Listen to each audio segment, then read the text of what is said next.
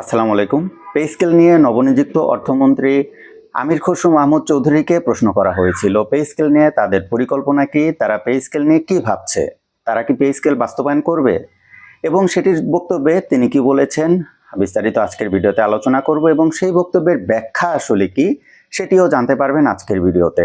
যারা নতুন করে আশাবাদী হয়ে উঠেছেন তাদের জন্য আজকের ভিডিও, যারা নতুন করে হতাশ হয়ে গিয়েছেন তাদের জন্য আজকের ভিডিও, যারা পে স্কেল নিয়ে বর্তমান সরকারের ভাবনা এবং ভবিষ্যতে কি হতে পারে এই সংক্রান্ত তথ্য জানতে যাচ্ছেন তারা আমার পুরো ভিডিও দেখবেন। আশা করি নতুন তথ্য পাবেন। তো আসুন আসল আলোচনায় চলে যাই। আজকে ৭১ টিভির পক্ষ থেকে নবনিযুক্ত অর্থমন্ত্রীকে জিজ্ঞেস করা হয়েছিল। আপনারা জানেন পে স্কেল নিয়ে সিদ্ধান্ত নেবে অর্থ মন্ত্রণালয় তথা অর্থমন্ত্রী। তাকে যখন জিজ্ঞেস করা হয় তিনি জবাব দিয়েছেন তিনি কেবল নিযুক্ত হয়েছেন। এখন পে কমিশন যতটুকু সুপারিশ করেছে সেই সুপারিশ বাস্তবায়ন করার মতো সামর্থ্য সরকারের আছে কিনা, দেশের আছে কিনা সেটি তারা আগে পর্যালোচনা করবে। পর্যালোচনা করে যতটুকু বাস্তবায়ন করা যায় ততটুকু বাস্তবায়ন করবে। কেননা আমাদের এই যে ট্যাক্স থেকে ইনকাম, এনবিআর বা বিভিন্ন ধরনের যে ইনকাম সেটি কিন্তু কম। দক্ষিণ এশিয়ার মধ্যে আমাদের ইনকাম খুব সম্ভবত সবচেয়ে কম। সুতরাং যতটুকু সুপারিশ করেছে ততটুকুই বাস্তবায়ন করা যাবে এমনটি তারা এখনো বলতে পারছে না। তারা এটি পর্যালোচনা করবে, পর্যালোচনা করে তারপর এটি বাস্তবায়ন করবে। এটি তো তার বক্তব্য। এখন এই বক্তব্যের ব্যাখ্যাটা কি? তাহলে কি তারা পে স্কেল বাস্তবায়ন করতে চাচ্ছে না? তাহলে কি পে স্কেলে যতটুকু সুপারিশ করা হয়েছে তা সেটি কি অনেক বেশি কমে যাবে? এখন দেখুন আমি আসল ব্যাখ্যাটা বলছি। একটা মন্ত্রণালয়ের দায়িত্ব পেয়েছেন ২৪ ঘন্টাও হয়নি। এই সময় তাকে যদি প্রশ্ন করা হয় যে আপনার ভাবনাটা কি, সে তার ভাবনাটা বলতে পারবে। কিন্তু নির্দিষ্ট করে আপনি যদি তাকে প্রশ্ন করেন যে এই টপিকে আপনার ভাবনা কি, তিনি কিন্তু তাকে সেই টপিকে সঠিক প্রশ্নের জবাব দিতে পারবেন না। কেননা সেই টপিকে জবাব দেওয়ার জন্য তাকে অ্যানালাইসিস করতে হবে, স্টাডি করতে হবে, রিসার্চ করতে হবে। আর পে স্কেল অনেক বড় একটা বিষয়। এখানে কতটুকু সুপারিশ করা হয়েছে, আমাদের আর্থিক সংস্থান কতটুকু, এই সম্পর্কে তার ধারণা, পরিষ্কার ধারণা এখনই থাকবে না, এটি কিন্তু খুবই স্বাভাবিক। সুতরাং তিনি ক্লিয়ার করে কিছু বলবেন না বা বলতে পারবেন না, এটাই খুব স্বাভাবিক। তার বক্তব্যের সাথে পে স্কেল বাস্তবায়ন হওয়া না হওয়ার কোনো সম্পর্ক নেই। তার বক্তব্যের সাথে পে স্কেল কমে যাওয়া বা পে কমিশন যতটুকু সুপারিশ করেছে সেটা কমে যাওয়া বা বেড়ে যাওয়ারও কোনো সম্পর্ক নেই। আমি এতটুকু আপনাদের আশ্বস্ত করতে পারি। আমি আরও আশ্বস্ত করতে পারি পে স্কেলটা হবে এবং আগামী অর্থ বছরেই এটি কার্যকর হবে। কিভাবে এটি আশ্বস্ত করতে পারছি? অর্থ মন্ত্রণালয়ে পে স্কেল নিয়ে কিন্তু নতুন করে আলোচনা শুরু হয়েছে, নতুন করে কাজ শুরু হয়েছে, এটি আপনারা সবাই জানেন। কিন্তু কিছু তথ্য জানেন না। এই যে আলোচনা শুরু হয়েছে, কাজ শুরু হয়েছে, সেটি পে স্কেল প্রদানের জন্যই শুরু হয়েছে। এমনও হতে পারে যে কিছু একটা সুযোগ সুবিধা দেওয়া হলো, তারপরে ধাপে ধাপে পে স্কেলটা বাস্তবায়ন করা হলো, এই সম্ভাবনা সবচেয়ে বেশি। সুতরাং আমি আপনাদের অনুরোধ করব আপনারা এখনোই হতাশ হবেন না, আবার এখনোই পুরোপুরি আশাবাদী হয়ে উঠবেন না। পে স্কেল নিয়ে আলোচনা চলমান থাকাটা খুব বেশি জরুরি। আমি বরাবরই আপনাদের বলেছি, এই যে সাংবাদিক, ৭১ টিভির সাংবাদিক, তিনি কিন্তু অর্থমন্ত্রীকে জিজ্ঞেস করেছেন যে পে স্কেল নিয়ে তাদের ভাবনাটা কি। এটাই এমনি কিন্তু জিজ্ঞেস করেননি। কেন জিজ্ঞেস করেছেন? কারণ সরকারি চাকরিজীবীদের আগ্রহের কেন্দ্রবিন্দু পে স্কেল। একটা বিশাল জনগোষ্ঠী, ২০ লাখ সরকারি চাকরিজীবীর ১ কোটি প্লাস পরিবার সংখ্যা, তাদের মেইন আগ্রহ এখন পে স্কেল। তার মানে বুঝতে পারছেন তাদেরও ১ কোটি অডিয়েন্স পে স্কেল চাচ্ছে। তার মানে পে স্কেলটা জরুরি। আর এই সময়ে তারা পে স্কেল নিয়ে আলোচনা করবে, প্রশ্ন করবে, পে স্কেল নিয়ে আরও জানতে চাইবে, এটি স্বাভাবিক। আর সাংবাদিকদের বলা হয় চাপ প্রয়োগকারী গোষ্ঠী বা চাপ সৃষ্টিকারী গোষ্ঠী।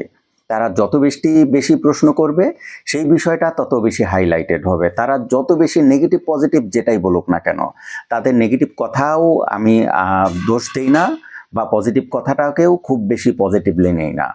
একজন সাংবাদিক বা এক গোষ্ঠী সাংবাদিক বা একদল সাংবাদিক একটা টপিক নিয়ে যত বেশি কথা বলবে তত বেশি সেই টপিকটা হাইলাইটেড হবে। সুতরাং আমাদের নিজ নিজ অবস্থান থেকে দায়িত্ব পে স্কেল নিয়ে কথা বলা। আমরা যখন পে স্কেল নিয়ে কথা বলছি আপনারা নেগেটিভ কমেন্ট করেন, এই নেগেটিভ কমেন্ট করে ফায়দাটা কি? আচ্ছা, আমার ভিডিও যদি আপনারা দেখেন তাহলে আপনাদের তো কোনো লস নেই। লস আছে? লস নেই। কিন্তু পে স্কেল টপিকটা কিন্তু জীবন্ত থাকছে।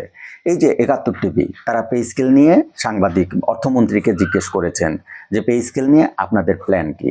এখন তাতে করে এই যে প্রত্যেকটা সরকারি চাকরিজীবীরা, ইভেন আমরাও একাত্তর টিভির নিউজটা দেখেছি, তাতে করে কি একাত্তর টিভির অনেক প্রফিট হয়েছে বা একাত্তর টিভির অনেক লাভ হয়েছে? লাভ হয়নি বা অনেক বেশি ক্ষতি হয়নি, কিন্তু আমাদের লাভ হয়েছে। তাদের যতটুকু লাভ হয়েছে তাতে আমাদের কোনো ক্ষতি নেই, কিন্তু তাদের এই প্রশ্নে আমাদের লাভ হয়েছে। অর্থমন্ত্রী তার নলেজে কিন্তু চলে গিয়েছে, পে স্কেলটা বাস্তবায়ন করতে হবে। এখন একাত্তর টিভি বা সাংবাদিকরা যদি প্রশ্ন নাই করে তাহলে তাদের নলেজে কিভাবে যাবে? আর এই দায়িত্বটা আমাদের। আমরা যত বেশি এই টপিক নিয়ে কথা বলবো তত বেশি সাংবাদিকরা এই টপিক নিয়ে কথা বলার আগ্রহ পাবে। এই সিম্পল বিষয় আমাদের বুঝতে হবে। আর পেনশনারদের নিয়ে কিছু বলতে চাই।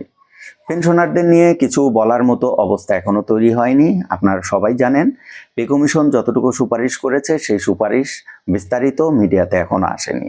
যেহেতু সেই সুপারিশটা মিডিয়াতে এখনো আসেনি, সেহেতু আমরা পে কমিশনের সুপারিশের ব্যাপারে আমরা বিস্তারিত কিছু জানি না। শুধু আমরা বা আমি জানি না, ব্যাপারটা এমন নয়, কেউই জানে না। মিডিয়ার লোক জানে না, যারা বড় বড় ইউটিউবার আছে, কন্টেন্ট ক্রিয়েটর আছে, যারা বিভিন্ন কর্মচারী সংগঠনের নেতা আছে, তারা কেউই জানে না। সুতরাং কেউ কিছু বলতে পারবে না। তবে এতটুকু আশা রাখা যায় যে বা যতটুকু হাইলাইটেড হয়েছে বা যতটুকু তথ্য লিক হয়েছে তাতে করে পেনশনারদের জন্য বেশ ভালো ধরনের সুযোগ সুবিধা বাড়ছে, এতটুকু আপনারা আস্থা রাখতে পারেন। এখন একটাই চাওয়া, যদি পে স্কেল হয় তাহলে সরকারি চাকরিজীবী যারা বর্তমানে কর্মরত আছেন তাদের সাথে সাথে যারা অবসরপ্রাপ্ত আছেন তাদেরও উপকার হবে। সুতরাং আমাদের সবার প্রাণের দাবি হওয়া উচিত পে স্কেল চাই। আর আমার ভিডিও যারা দেখছেন সবাই সাপোর্ট দেন যে পে স্কেল নিয়ে আলোচনা চলমান আছে। পে স্কেল নিয়ে আমরা যদি কথা বলা বাদ দিয়ে দেই তাহলে পে স্কেল নিয়ে কথা বলবে কারা? আপনি কথা বললে যতজন মানুষ দেখবে, আমি কথা বললে তার চেয়ে বেশি মানুষ দেখবে। আমি একটা ভিডিও বানালে সেখানে 20,000 জন মানুষ দেখে কমপক্ষে। এখন আপনি কথা বললে কতজন মানুষ দেখবে? যারা পে স্কেল নিয়ে দাবি করলে, কথা বললে বেশি মানুষ দেখে, সেই দাবিগুলো বা তাদের তো কথা বলতে দেওয়া উচিত। তাদের কথা বলার রাস্তা কেন বন্ধ করে দিবেন নেগেটিভ কমেন্ট করে? সুতরাং এখনই হতাশ হবেন না, এখনই খুব বেশি আশাবাদী হয়ে উঠবেন না। তবে আমি আশাবাদী পে স্কেলটা বর্তমান সরকার দিবে।